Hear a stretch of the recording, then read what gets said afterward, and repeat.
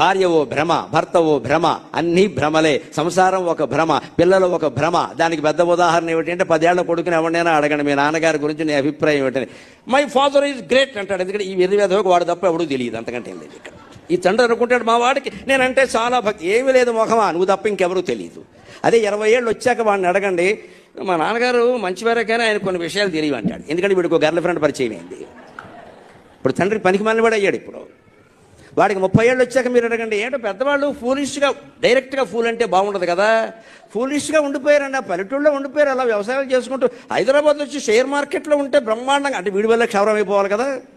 ఎందుకంటే వీడు software engineer అయ్యాడు, 30 ఏళ్ళు, చక్కని చొక్కా కొత్త భారీగా దొరికింది, అదో 2 ఇది వీడో 2 సంపాదిస్తున్నారు. ఇక్కడ తండ్రి వెర్రివేధవలా కనపడతాడు వీడికి.